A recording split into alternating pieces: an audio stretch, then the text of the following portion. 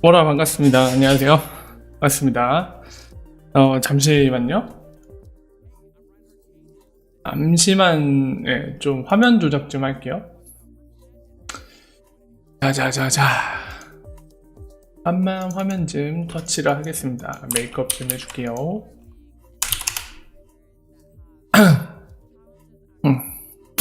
자, 안녕하세요. 오라 반갑습니다. 자, 오늘도 이것만 정리해서 잘 이해하면 리플과 XRP에 대한 핵심 소식들을 정확하게 알고 있을 수 있는 리플 읽어주는 남자 팩토리 뉴스 진행하도록 하겠습니다. 오늘 같은 경우는 이제 주말부터 오늘까지 있었던 소식도 다룰 거고요. 더불어서 CBDC는 이제 XRP가 하려는 것과 떼놓을 수 없는 관계죠. 한국은행이 드디어 CBDC 맨날 튕기다가 몇 달 전에 CBDC 하겠다고 했잖아요. 그러고 나서 이제 한동안 소식 없다가 오늘 공개가 됐습니다. 보니까 엠바고도 걸었더라고요. 원래 4월 2일쯤인가 그때 얘기가 나왔던 건데 그 보도자료 보니까 엠바고 걸려 있었고 오늘 오전에 공개하기로 돼서 이제 CBDC 관련된 로드맵이 공개됐는데요. 그거 보면서 어떤 내용인지 제가 잘 풀어서 설명을 드리도록 하겠습니다. 더불어서 이제 한국은행이 CBDC 말고도 그와 관련 있는 거, 뭐 DLT라던가 블록체인 이런 것들 관련해서 뭘 하고 있을까? 얘네들이 도대체 우리나라 중앙은행인데 뭘 하고 있을지 그런 것들 객관적인 팩트를 위주로 해서 간단히 살펴서 풀어서 설명을 드리도록 하겠습니다. 어서오세요. 반갑습니다. 자, 시작할게요. 일단은 한국은행 얘기하기 전에 이제 우리나라 한국은행 얘기 전에 이제 주말 동안 있었던 소식부터 간단하게 핵심 정리해드리면서 그 이후에 CBDC 따로 다루도록 하겠습니다. 자, 시작할게요. 자, 이거는 제가 여러분들께 좀 묻고 싶은 건데요. 지금 해외 트윗에 이런 게 올라와 있더라고요. 보면은 어떤 거냐면 일단은 이 알렉스라는 고등학생인 걸로 제가 알고 있는데 저는 잘 모르겠어요. 듣기로는 고딩으로 들었거든요. 이 친구. 팔로우도 안 하고 있죠. 저는 약간 믿을만한 친구가 아니면 팔로우를 안 해서 안 하고 있는데 많은 분들은 이제 보고 있는 것 같더라고요. 보시면 팔로워도 35,000이나 되는데 유튜브 하는 친구입니다. 근데 이 친구가 아까 보시면 이 트윗이 2월 19일쯤 그러니까 2월 18일에 이 친구한테 개인 메시지를 보냈대요. 누가? 리프사가. 리프사 담당 폴리나라는 친구가 있나봐요. 메시지를 근거로 말씀드립니다. 진위업은 저도 아직 모르겠어요. 폴리나라는 친구가 있는 모양인데 리프사 계정으로 알렉스한테 뭐 대충 말씀드리면 뱅크 오브 아메리카 관련된 아티클을 알렉스란 아까 그 친구가 올렸는데 이거 우리가 이제 대대적으로 이제 뭐라 해야 될까요? 어나운스 알리려고 공지하려고 계획 중인데 지금 말고 나중에 할 거라 이거 내려주면 안 되겠냐? 좀 도와달라. 뭐 이런 맥락으로 메시지를 보냈고 이 친구가 알았다고. 그럼 그 아티클 삭제하겠다. 그래서 뭐 고마워 이러면서 이런 적이 있다라고 하는데 일단은 우리 간단하게 사실관계 체크를 위해서 이 폴리나라는 직원이 있는지부터 좀 확인해 볼게요. 제가 참고할 거는 링크드인이라는 이 커리어 관련된 플랫폼을 참고를 할 건데요. 잠시만요. 폴리나라고 좀 검색을 해볼게요. 저런 직원이 있을까요? 검색 안 되거든요.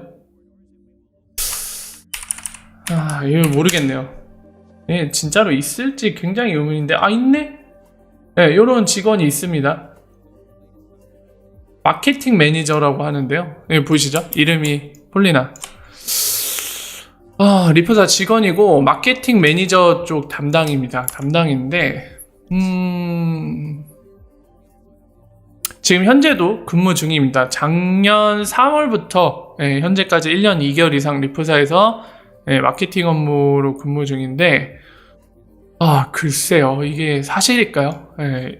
이거 되게 반반이거든요. 왜냐면은 이 메시지 스크린샷만으로는 확인할 방법이 없습니다. 왜냐면 사실 이 로고는 누구나 달 수 있는 거잖아요. 제 트위터에도 달 수 있는 로고거든요. 리프사 로고 그대로 갖고 와고 저도 달면은 이렇게 똑같이 떠요. 메시지 보내면. 진위업으로 확인할 방법이 없습니다. 그냥 뭐 이런 일이 있었을 수도 있다 정도로 그냥 알고 넘어가야 될 것 같은데요. 만약에 사실이면은 뭔가 있는 거죠. 리프사와 뱅크 오브 아메리카 간에 뭔가 있는 거고, 리프사는 제가 이 친구가 무슨 아티클을 올렸는지 모르겠지만은 이제 리프사가 그거를 사전에 뭔가 공개하지 않고 나중에 이제 때가 되면 그때 공개하고 싶으니까 뭐 이런 것들을 했을 가능성도 있기는 해요. 근데 몇 가지 참고할 점은, 리프사가 지금까지 이런 식으로 행동한 적은 단 한 번도 없습니다. 만약에 실제로 이게 일어났던 거라고 하면은 처음이에요.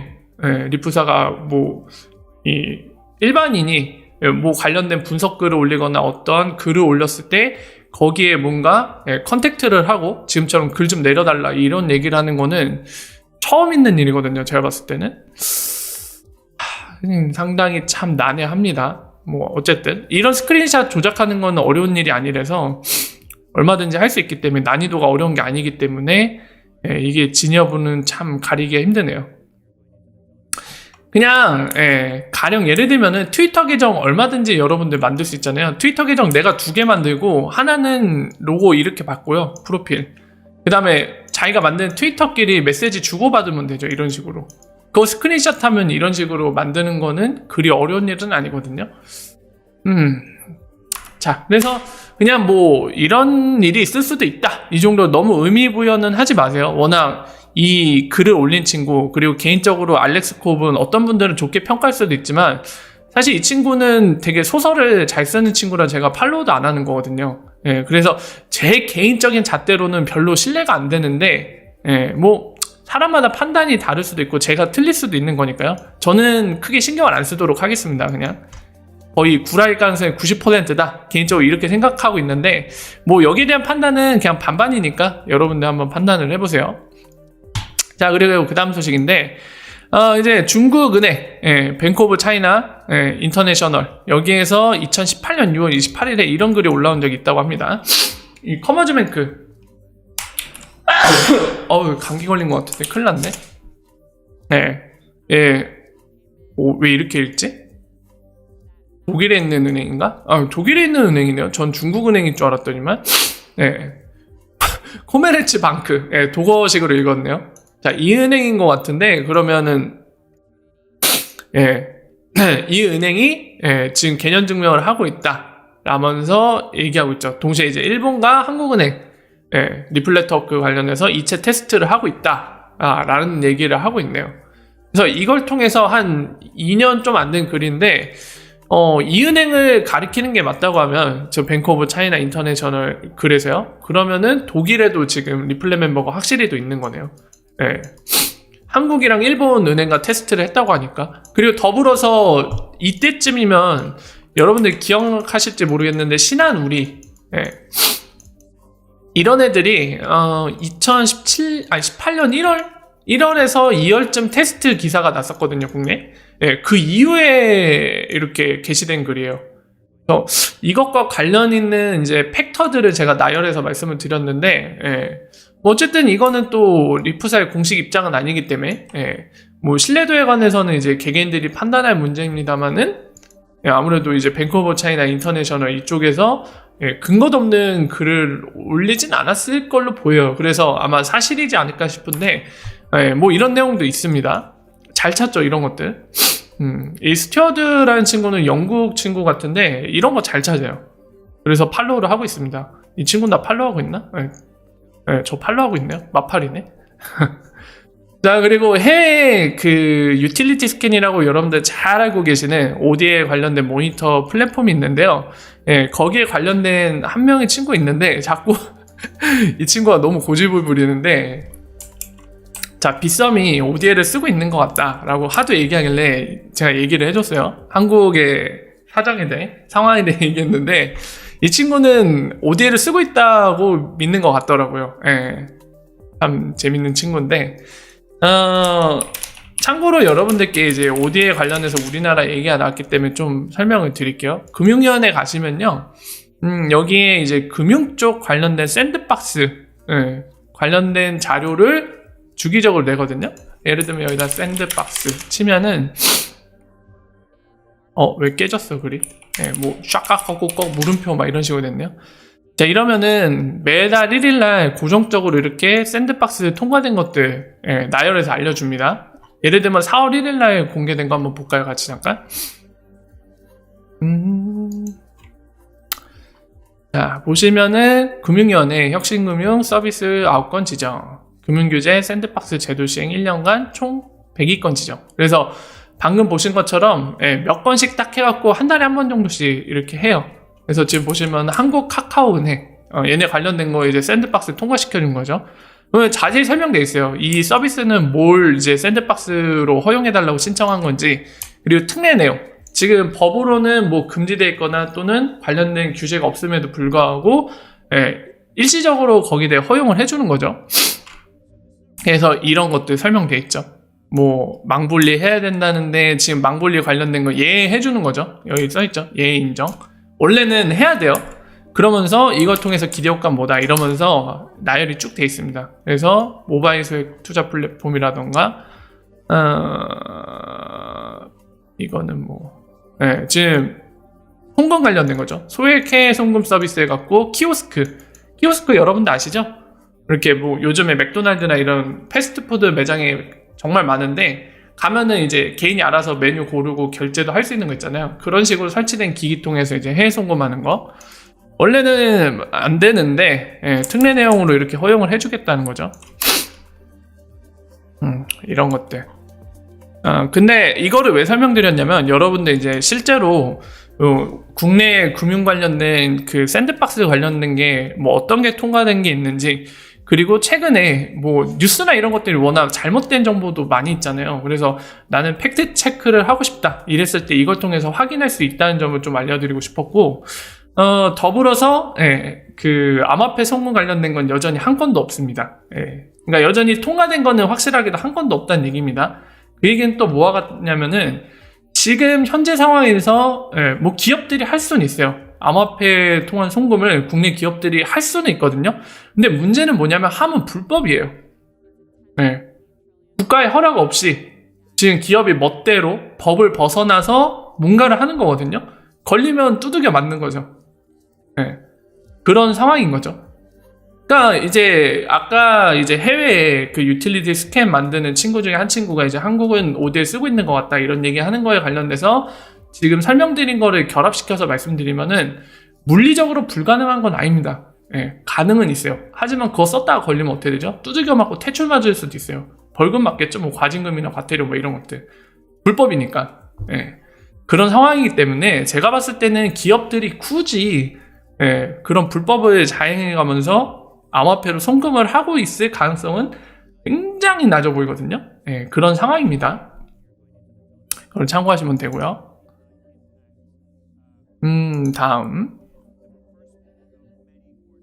자, 영국 중앙은행 소식인데, 자, 영국 시간 기준으로 4월 7일 오전 10시죠. 그러면은 우리나라 시간 기준으로는 어떻게 될까요? 영국 시간 검색하면 나오겠죠?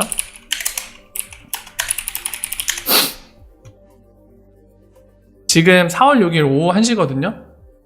우리보다 느리죠. 한 8시간 느린데, 그러면은 이제 우리나라 시간 기준으로 다시 한번 말씀드릴게요. 영국 중앙은행이 우리나라 시간 기준으로 내일 오후 6시에 뭐를 하냐면 CBDC 관련된 웹세미나를 엽니다. 웹세미나를 1시간 동안 온라인상에서 열고요.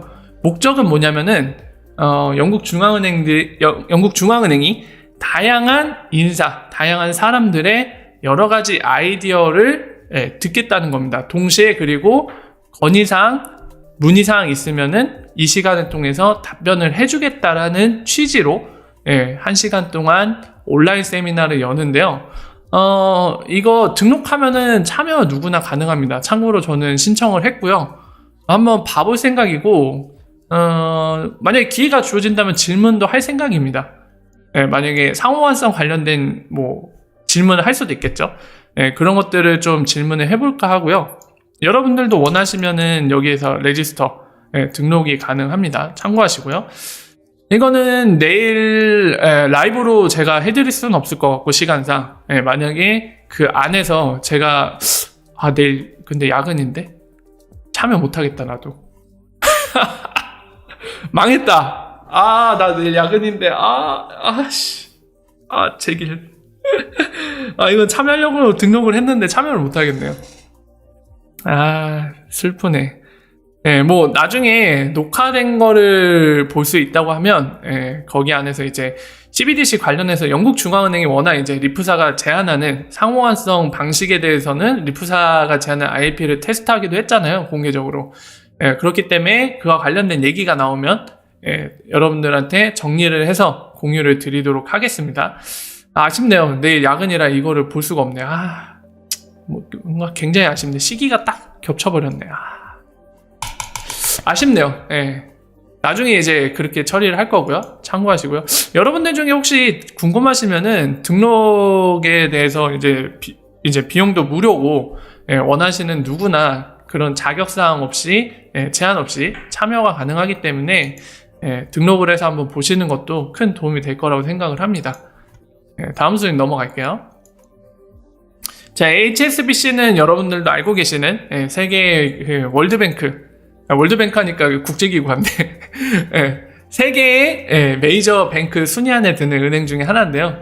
이 친구들 이제 중국에서도 모바일 서비스를 제공한다고 합니다. 근데 사실 이 안에 리플렛이나 이런 것과 직접적인 관련 있는 게 있는 건 아니고 그냥 금융시장 동향이라고 보시면 될 것 같아요. 그런 측면에서 공유를 드리는 거고요. 여러분들 잘 아시겠지만은 중국이 정말 잘 돼 있는 것 중에 하나가 있어요. 그러니까 중국 하면은 특히나 우리나라 사람들한테는 굉장히 이미지가 나쁘죠. 심지어는 착한 짱깨는 죽은 짱깨뿐이다 이런 식으로 비하가 될 정도로 이제 우리나라 사람들 중국인들을 되게 혐오하는데 이게 근거 없는 혐오는 아니죠. 사실 중국인들이 막 이상한 것도 많이 하기 때문에 그만큼 우리나라 사람들이 보통 혐오하기도 하는데요. 그럼에도 불구하고 우리나라 또는 다른 세계 정상국가에서 중국에 대해 인정하는 것 중에 하나가 이런 게 있습니다. 지불 관련돼서 QR코드 지불이 정말 잘 돼 있어요.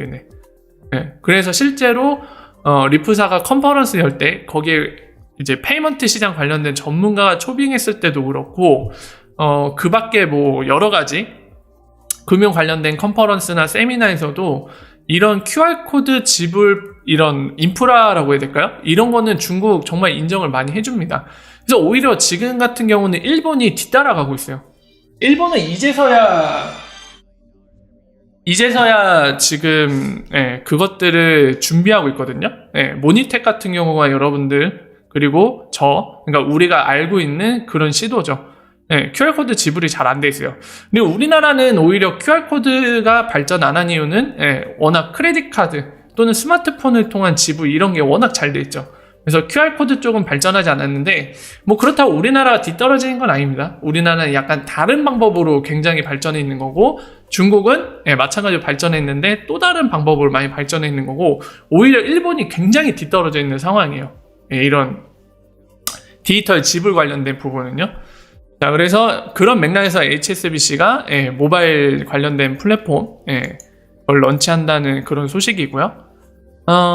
여기까지 해서 이제 주말 동안에 있었던 이제 리플사와 또는 XRP와 관련된 소식들 정리해서 말씀을 드렸고요. 이제부터 한국은행 거를 이제 보러 갈 건데 아까 말씀드린 대로 한국은행이 뭐 하고 있는지 설명을 드리도록 하겠습니다. 자, 한국은행 보시죠. 한국은행 이 친구들 어디 갔어? 커뮤니케이션 보도자료 가면 이제 공개자료 나와 있겠죠. 여기 있죠. 자, 파일럿 테스트 추진이라고 떡하니 나와 있죠, 여러분들. 떡하니 나와 있습니다. 여러분들 파일럿은 뭐죠? 파일럿? 파일럿 말씀드렸죠? POC를 넘어서는 개념입니다. POC. 개념 증명이고 이거는 해보는 게 아니에요. 그냥 증명하라고 시키는 겁니다. 시키는 건데 파일럿은 약간 실사용 전 그 전쯤에 속하는 이렇게 직선선상으로 실사용 전에 베타 테스트라든가 개념 증명이라든가 데모라든가 이런 것들을 이제 2차원적인 선상에서 분류해서 놨을 때 그 과정들을 약간 이쯤에 속하는 거예요. POC는 정말 소극적인 거고 한번 되는지 안 되는지 증명해봐. 이런 수준이고요. 그리고 파일럿 같은 경우는 본인들이 직접 구현해서 규모는 작게 하죠 보통. 그래서 조그맣게 테스트를 해보는 겁니다 직접적으로. 그래서 이상 없으면 보통 파일럿 단계를 거치면 실사용으로 들어가는데 지금 파일럿이라고 딱 얘기를 하고 있습니다. 그러니까 이 단어 선택 그리고 이 과정에 있다라는 거는 어떻게 보면은 지금 이거는 100% 실사용으로 연결되는 건 아니지만 이거를 염두에 두고 하는 테스트라는 거를 우리가 알 수 있습니다. 그리고 더불어서 재밌는 거는 4월 2일 자료에 여기 명시되어 있죠. 근데 엠바고 건 내용도 여기에 남아있어요. 보이시죠? 4월 6일 12시부터 취급 가능하다라고. 그러니까 왜 며칠 동안 엠바고를 걸었는지 모르겠는데 엠바고가 걸려 있습니다. 그게 드러나 있고요. 자, 내용을 보면서 제가 나머지 설명을 드릴게요.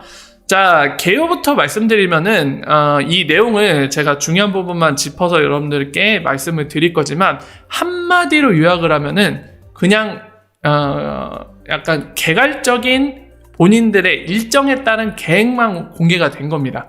그리고 아까 보신 것처럼 파일럿 수준으로 하겠다. 그냥 POC 검증만 시키는 게 아니라 본인들이 직접 구축을 해서 CBDC를 소규모로 한번 써보겠다.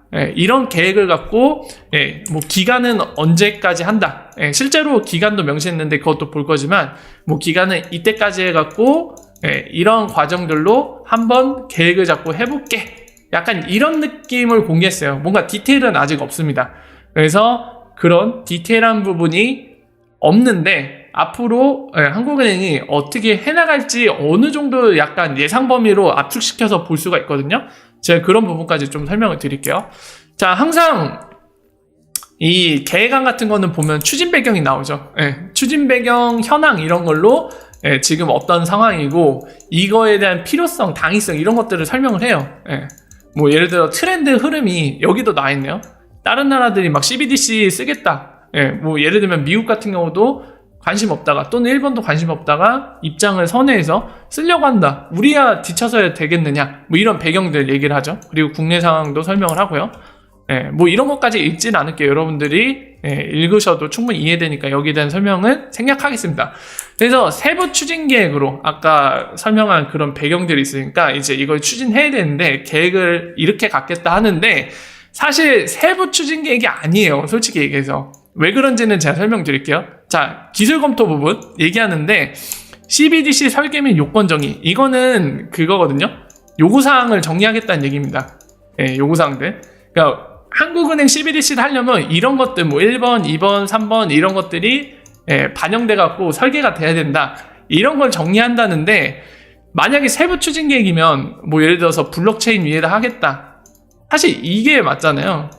근데 사실 그런 내용이 없습니다. 지금 보시면 직접 운영과 간접 운영이 있다. 직접 운영 뭐죠? 한국중앙은행이 직접 만들어서 운영하는 거. 간접 운영 뭐죠? 프라이빗 섹터나 한국은행이 아닌 다른 3자한테 그걸 맡기는 거잖아요. 그런 걸 검토하겠다. 말 그대로 기술을 검토할 계획을 갖고 있다라는 거죠. 어떤 것들을 검토할게 이런 내용이죠. 그러니까 실제 시행을 위한 그런 세부 내용을 갖고 있지는 않습니다. 그래서 활용 가능성도 조사해볼게, 검토해볼게. 그리고 컨설팅 받는다고 돼 있죠. 외국인 컨설팅 수행. 자, 이따가 설명드릴게요. 그래서 파일럿 시스템도 구축할 거야. 그래서 테스트할게. 이거 그냥 당연한 얘기잖아요. 타이틀을 그냥 풀어서 문장으로 얘기하는 거잖아요. 그죠? 그래서 기술을 검토하겠다라는 내용입니다. 그리고 법률 검토. 법률 검토도 하겠다. 법률을 검토하고 필요한 게 있으면은 개정이 필요하면 개정 방안을 마련하겠다. 아시겠죠? 왜 제가 세부 추진 계획이라고 부를 수 없는 내용인지 그렇게 설명을 하는지 내용을 보면 딱 아시겠죠? 그리고 되게 당연한 얘기하는 거죠. 뭐 이런 성과 공유를 하겠다. 되게 실체 없는 얘기고요. 이렇게 해서 세부 추진 계획이 끝났습니다. 그러니까 약간 급하게 만든 감이 있어요. 그러니까 약간 이 문서의 느낌이 뭐냐면 약간 그런 느낌이에요. 실제로 뭔가 구체적인 안을 만들어서 우리가 이런 계획을 갖고 체계적으로 할 거야 이 느낌보다는 좀 빨리 시행을 하기에 시행을 위한 문서를 만든 느낌이 되게 강합니다. 이거 아마 공무원이시거나 아니면 뭐 공공기관에 근무하시는 분들이 많을 거예요. 그러니까 뭔가를 해야 되는데 뭔가를 하려면 근거가 있어야 되거든요. 이 기한을 해야 돼요. 그래서 그 기한 문서 뭔가 수행을 빨리 해야 되는데 그 근거로 쓸 기한문을 만든 느낌이 되게 강해요. 그러니까 구체적인 내용이 없죠. 자, 그래서 추진 조직은 아까 보신 요거 발행, 이 문서를 발행한 팀이 나와 있었죠. 여기 금융결제국의 디지털 화폐 연구팀 뭐 이런데 거기 중심으로 할 거다. 2월에 신설된. 그리고 자문단 TF도 구성할 거다. 되게 개괄적인 얘기죠. 근데 이제 추진 일정은 나름 잡았어요. 총 2년 정도로 잡았습니다. 기술 검토만 2년 정도 잡았고요. 아까 말씀드린 대로 CBDC 설계 및 요건 정의, 이거는 그거거든요. CBDC 할 때 요구사항 정리하는 거 설명드릴게요. 그러니까 뭐 예를 들면은 블록체인 베이스로 할 건데 블록체인도 여러 개가 있잖아요. 뭐 예를 들면 코르다이다 할 거야, 또는 하이퍼레저 패브릭이 낫겠네, 뭐 이런 식으로. 그리고 안에 구성할 때 뭐 컨센서스는 어떻게 할 거다, 뭐 이런 것들, 여러 가지들, 이런 것들 정의하는데 5개월로 잡았어요. 올해 7월까지 잡았는데 이거는 아까도 그 얘기가 나왔지만 이거는 아마 제 생각에는 가능성이 정말 높은 거, 외부에다 용역을 줄 가능성이 높습니다. 이 가능성이 굉장히 크다. 왜냐면은 내부에서 이거를 정리해서 결정을 하죠. 그렇게 하기 힘든 이유가 몇 가지 있어요. 이거는 우리 국내에 뭐라 해야 될까요? 정부 행정기관 또는 관련 있는 지금 한국은행 같은 그런 기관이나 공공기관의 그런 특성, 국내 특성상 어쩔 수 없는 부분이 있는데 책임 소재를 너무 열심히 따져요. 뭐 이거 얘기하면 끝도 없는데 간단히만 말씀드릴게요. 여러분들 공무원 되게 부정적으로 보시는 분 많으시죠? 그 공무원들을 기본적으로 되게 싫어하시는 분들의 근거는 공무원들이 이제 철밥통이다, 일을 잘 안 한다 라고 생각하시기 때문에 되게 안 좋은 이미지로 보시는 분들 많은 걸로 압니다. 대부분이 아마 그 이유일 텐데, 맞아요. 그런 분들이 있어요. 실제로 공무원이든 공공기관 직원이든 그런 분들이 있어요. 하지만은 다 그러진 않아요. 그렇게 부정적으로 생각하시는 분들에게는 좀 말씀드리고 싶은 게, 책임감 갖고 열심히 일하는 사람들도 있습니다.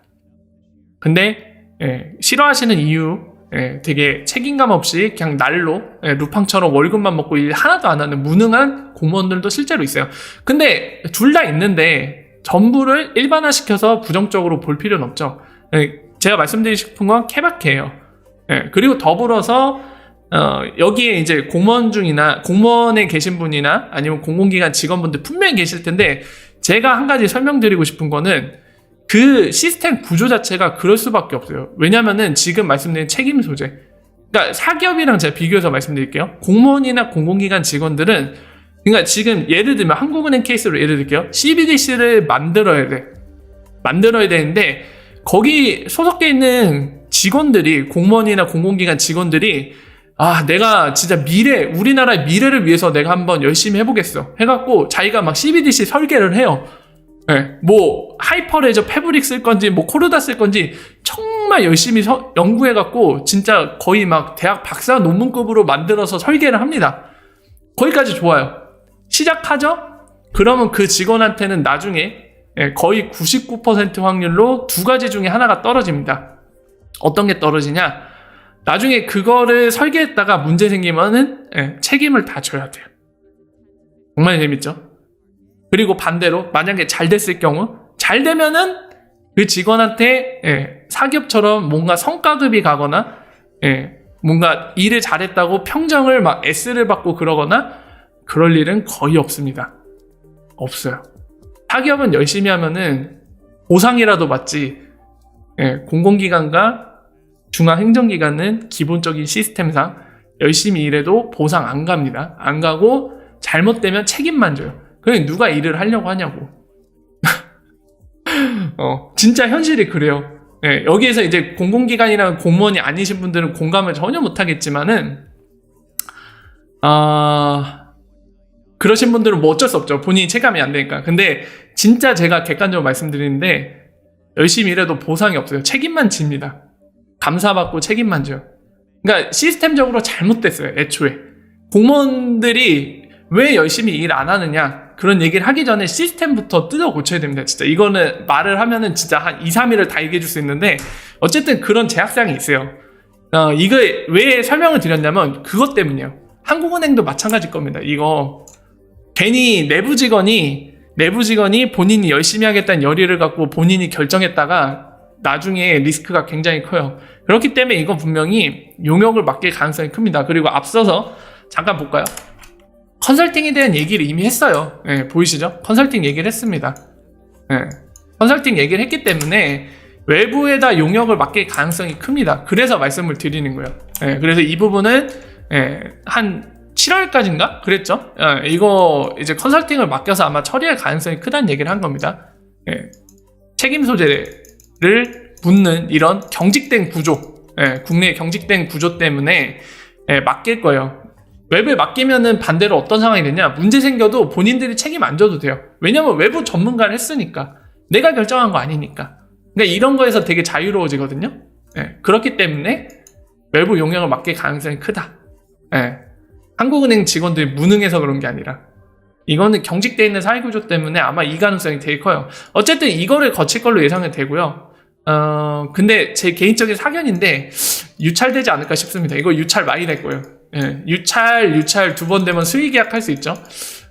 아마 수의계약 하지 않을까. 유찰이 될 가능성이 많습니다. 왜냐면 CBDC 관련된 전문가들이 세계적으로 거의 없잖아요. 그래서 외부 용역 맡기면 유찰 해갖고 수의계약 될 텐데 그럼 약간 딜레이 되겠죠. 어쨌든 그런 걸로 예상이 되고요.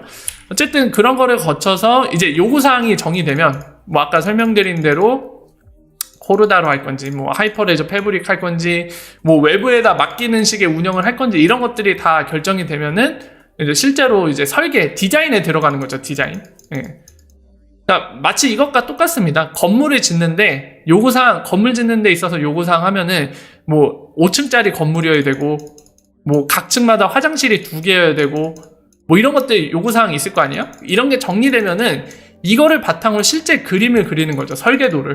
이렇게 이해하시면 좀 쉬울 거예요. 비유적으로 설명드리면.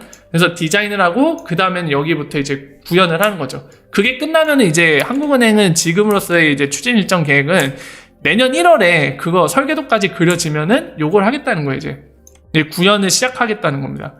그래서 테스트하고 가동하는 거를 내년 1년 동안 하겠다. 이런 계획을 갖고 추진을 하려고 하고 있습니다. 이게 내용의 전부예요. 내용의 전부고 제가 이거 관련돼서 한국은행이 사실 이미 하고 있는 게 있는데 그거를 좀 설명을 드릴게요. 이 기사가 떠서 저도 한국은행이 뭘 하고 있는지 되게 궁금을 해서 조금 찾아봤어요. 조금 이제 공개되어 있는 내용들, 공개된 내용 중에서도 숨어있는 내용, 그리고 공개되어 있지만은 그냥 일반적으로 봤을 때는 캐치하기 힘든 내용들이 있는데 그거를 제가 캐치해서 설명을 드릴게요. 한국은행이 뭐를 하고 있는지 좀 살펴봤는데 자, 좀 말씀을 드릴게요. 네, 발주.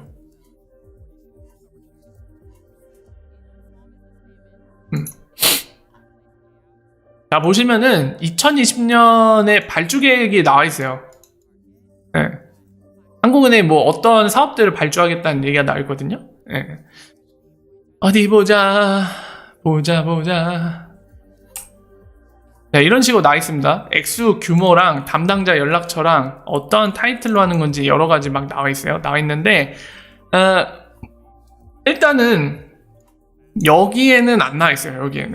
여기에는 아까 관련된 게 안 나와 있습니다. 왜냐면은 이거는 아마 작년 2019년에 2020년에 분기별로 어떤 사업을 하겠다는 계획안을 만든 거를 올렸고 아까 보신 것처럼 CBDC 같은 경우는 되게 급하게 진행되고 있거든요. 그 디지털 연구 화폐연구팀도 2020년 2월에 신설 조직이라고 얘기를 하잖아요.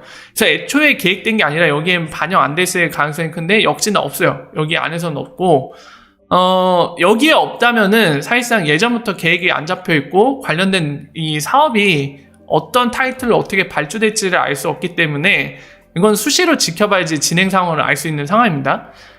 다만 이제 이거를 확인하면서 제가 확인한 거는 뭐가 있냐면은 얘네가 DLT 연구를 작년에 발주를 냈어요. 흥미롭게도 저는 몰랐는데 기사에도 안 났었거든요. 제가 그걸 보여드릴게요.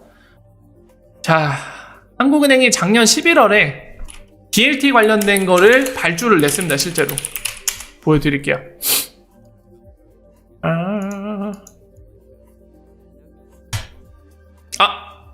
잠시만요. 다시. 기간이 너무 짧았다. 최근 6개월. 아이.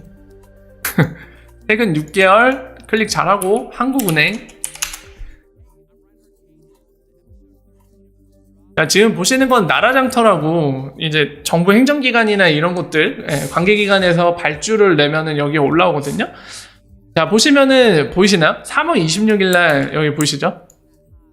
한국은행 차세대 시스템하고 스위프트 시스템 정보보안 취약점 분석평가 이게 올라왔어요. 이거 되게 웃긴 게 여러분들 이거 잠깐만 말씀드릴게요. 스위프트 관련된 게 있어서 제가 설명을 좀 드릴게요. 스위프트 애들 되게 웃긴 게, 야, 이거는 진짜 스위프트는 갑질이 장난 아닌 것 같아요. 보면은 이 사업 자체가 뭐냐면 한국은행이 보유한 차세대 시스템 그리고 스위프트 연결을 위한 시스템 이 두 가지에 대해서 이제 해킹을 당하지 않도록 점검을 해갖고 이제 해달라는 거거든요, 취지가. 근데 되게 재밌는 거는 스위프트가 이런 식으로 있어요. 고객 보안 컨트롤 프레임워크라고 해갖고 항목별로 이거를 고객이 알아서 점검을 하는 거야. 이걸 만족을 해야 되나 봐요. 보이시죠? 2020년에 31개의 보안 통제 항목이 있어서 이것들을 준수해야 되는 거예요. 그러니까 이거를 용역으로 맡긴 겁니다. 이런 것들을 다 문제 없도록 이 항목별로 만족하도록 점검을 해달라는 거예요. 조치를 해달라는 거예요. 근데 이거 스위프트 되게 웃기지 않아요? 그러니까 이런 보안 점검도 고객한테 맡긴 거예요. 이런 게 있을 줄이야, 세상에. 그냥 이제 외전격으로 제가 말씀드린 거고요. 이거는 그냥 보여서 말씀을 드린 거고, 이제 아까 말씀드린 작년 11월에 DLT 관련된 용역 발주를 냈습니다. 그거를 이제 설명을 드릴게요. 근데 유찰됐어요. 이제 설명 드릴 텐데 일단은 어떤 내용인지부터 여러분들께 설명을 드릴게요. 자, 이쯤에 있을 텐데 어디 갔어? 다음 페이지인가? 이게 언론에서도 체크를 못했다고. 여기 보이시죠? 타이틀은 요겁니다. 뭐 타이틀 어디 갔어? 요 타이틀 안 보여. 여기 타이틀 요거요. 분산원장 기술 기반 증권 대금 동시결제 POC 용역. POC예요. 이건 파일럿이 아니라 이제 개념 증명을 하라는 거예요. 외부 업체한테. 이게 되는지 안 되는지. 자, 증권 대금 동시결제라고 말이 되게 어렵게 돼 있는데, 자, 요겁니다. DVP라고 적혀 있는 거. 그리고 여러분들 보셨을지 모르겠지만 지난번 중앙은행 설명드릴 때 제가 PVP 이거 설명드렸죠. 자, 요거는 페이먼트 vs 페이먼트입니다. 그러니까 두 다른 네트워크 페이먼트를 서로 매칭해서 연결할 때, 그래서 페이먼트 대 페이먼트 이런 느낌이고, 이거는 크로스보더 페이먼트나 서로 다른 네트워크 연결할 때 뭐 관련해서 PVP라는 단어가 많이 나올 거고요. DVP는 왜 얘기했느냐? 요거기 때문입니다. 증권 대금 결제, 증권 대금 결제 뭐 이런 식으로 얘기하는 건 다 DVP예요. 그래서 앞에 D가 딜리버리예요. 딜리버리 vs 페이먼트입니다. 그러니까 뭐 말이 되게 어려운데 쉽게 얘기하면 이걸로 생각하시면 돼요, 여러분들. 금융상품을 이제 기존의 뭐 계좌나 이런 걸로 결제하는 그런 시스템으로 이해하시면 됩니다. 지금 그 시스템 관련해서 DLT 기반으로 만들어진 거를 개념 증명을 하라고 전문가들 뭐 어쨌든 이 프라이빗 섹터에 있는 기업들한테 용역 발주를 낸 거예요. 너희한테 맡기겠다. 자, 그래서 내용을 보도록 할게요. 작년 11월에 이거를 한 겁니다. 지금 여러분들 발주를 냈어요. 대충 금액은 1억 6천만 원 정도로 냈어요. 여기 써있죠. 자, 그래서 보시면은 모의 시스템 구축하고 이거 시뮬레이션에서 안정성과 효율성을 평가해서 달라는 거죠. 4개월 이내로. 여기 보시면은 여기 보이시죠? 여기에 되게 예시까지 적어놨어요. 일단은 방향성을 이거에는 정해놨습니다. 퍼미션 네트워크고, 그러니까 프라이빗 네트워크를 얘기하는 거예요. 그래서 증권원장은 하이퍼레저, 하이퍼레저 패브링을 얘기하는 거 있죠. 대금원장은 코르다 등 이렇게 명시해놨어요. 약간 이거 가이드라인처럼 보이는데 어쨌든 이런 식으로 했습니다. 그리고 자, 봅시다. 여러분들한테 설명드려야 될 게 저것만 설명드리면 되겠네. 나머지는 뭐 굳이 설명을 드리지 않아도 될 것 같습니다. 자, 이런 식으로 발주를 냈어요. 1억 6천만 원을 냈고, 아까 보신 것처럼 4개월 정도의 시간을 주는 걸로 했는데, 여러분들 중요한 건 뭐냐면은, 아까도 제가 그 CBDC 관련된 거 이제 용역을 낼 걸로 아마 예상이 되어지고 가능성이 높아 보이는데, 내도 유찰될 거라는 얘기를 많이 했죠. 제가 왜 그런 얘기를 하냐면, 실제로 유찰이 났어요. 보세요. 네, 유찰 여기 써 있었죠.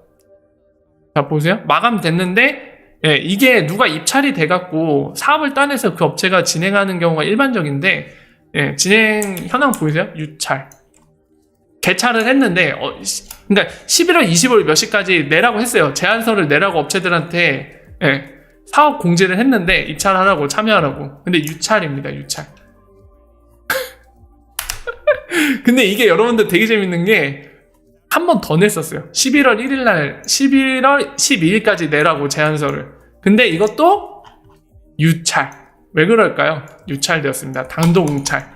이거 한 군데는 한 곳이라고 할게요. 한 개의 회사가 입찰에 참여했어요. 근데 이렇게 입찰을 한다는 거는 경쟁하겠다는 얘기거든요. 근데 2개 이상이 참여 안 하면 경쟁이 안 되잖아요. 그래서 유찰된 거예요. 근데 예, 아까 보신 것처럼 그 이후에 단독 입찰을 해갖고 또 냈는데 또 유찰됐다고 돼 있죠. 네, 사유가 뭐죠? 단독 응찰. 그러니까 한 군데만 또 들어왔다는 거예요. 경쟁을 못하게. 근데 이거는 국가계약법에 의해서 계약법이 있어요. 계약법에 따라서 이제 수의계약이 가능해집니다. 그러니까 그냥 한국은행에서 업체를 딱 찍어서 계약을 할 수 있는 조건이 됐어요. 2번 유찰되면 그걸 할 수 있거든요. 아마 모르긴 몰라도 이 업체랑 수의계약을 했을 가능성이 좀 있어요. 네. 어떻게든 진행을 해야 되는 상황인데 이 업체만 계속 들어오고 있잖아요. 네. 그래서 이 업체랑 했을 가능성이 되게 높은 상황이긴 한데 그 뒤로는 이제 한국은행에서 공개한 내용이 없기 때문에 지금 어떤 상황인지는 저도 모르는 상황입니다. 확인이 안 돼요. 자, 어쨌든 중요한 거는 이제 한국은행이 아예 손 놓고 있지 않고 DLT 연구도 했다는 거. 네. 특히나 이제 증권결제, 금융상품들을 결제하는 시스템인데 그거를 DLT 기반으로 하는 거를 POC 용역을 냈었다는 거. 여기에서도 이제 한국은행이 옛날이랑은 많이 스탠스가 달라졌어요. 옛날에 뭐 CBDC 필요하냐? 그런 건 필요 없는데 맨날 이랬잖아요. 작년 초까지만 해도. 근데 작년 말부터 입장이 선회하더니 이번엔 뭐 CBDC 파일럿 테스트 한다고 공개가 됐고요. 그래서 뭐 얘네가 뭘 하고 있는 거지? 한번 쓱 볼까 해서 봤더니 방금 제가 설명드린 대로 작년 11월부터 이미 DLT 관련된 막 사업도 POC 용역도 내고 뭔가 열심히 뒤로 하고 있습니다. 공개는 안 됐지만요. 그래서 한국은행이 상당히 이런 것들을 통해서 스탠스 변화가 굉장히 180도로 바뀌었다라는 것을 좀 알 수 있는 그런 반증이 아닐까 싶어요. 이 모든 것들이. 자, 그래서 이런 상황이고 지켜봐야 될 것 같습니다. 지켜봐야 될 것 같고, 다만 이제 한국은행 CBDC 관련해서는 아까 이제 여러분들이 세부 추진 계획을 봤지만, 그리고 그 안에 있는 일정을 보셨겠지만, 약간 구체화된, 실체화된 내용이 나오려면은 내년이 돼야 될 것 같아요. 그래서 뭐, 한국은행이 올해 안에 뭔가 실체화된 내용을 갖고, 뭔가 CBDC 얘기가 되는 거는 좀 무리지 않을까 싶습니다. 내년이나 돼야 될 것 같아요. 그러니까 쉽게 얘기하면 올해는 설계입니다. 설계하고 디자인하는 해고, 아까 일정 보셨죠? 설계 앤 디자인. 이거 내년에 이제 좀 조그맣게 만들어갖고 이제 파일럿 테스트 해보는 거 내년 1년 동안 잡혀있거든요. 그래서 약간 실체를 갖고 어떠한 블록체인으로 할 건지, 블록체인이 아니면 어떠한 시스템에다가 그걸 할 건지, 이런 것들이 공개되는 건 아마 내년이지 않을까 싶어요. 우리나라 한국은행이 진행한 CBDC, 그리고 이제 CBDC와도 관련있는 DLT, 이걸 리프사 XRP와도 관련있는 것들이죠. 이런 것들 진행 상황에 대해 이제 팩터들을 짚어보면서 여러분들한테 설명을 드렸습니다.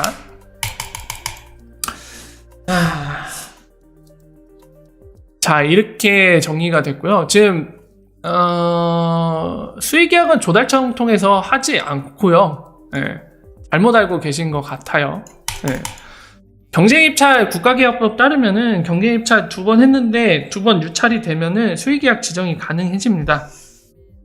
그래서 그걸 참고하시고요. 뭐 조달 얘기가 나올 필요가 없는 거예요. 수의계약은 1대1로 직접 계약을 하는 겁니다. 그 부분은 좀 잘못 알고 계신 것 같아요. 네, 워라 어서오세요. 반갑습니다. 자, 그래서 여기까지 해서 한국은행이 이제 CBDC나 DLT 관련된 것들을 이제 팩터들을 짚어보는 설명을 드렸고요. 잠깐만 쉬었다가 2부 순서 때 여러분들 함께 얘기 나누고 싶은 것들 얘기 나눠보도록 하겠습니다. 잠깐만 쉬었다 갈게요. 뿅!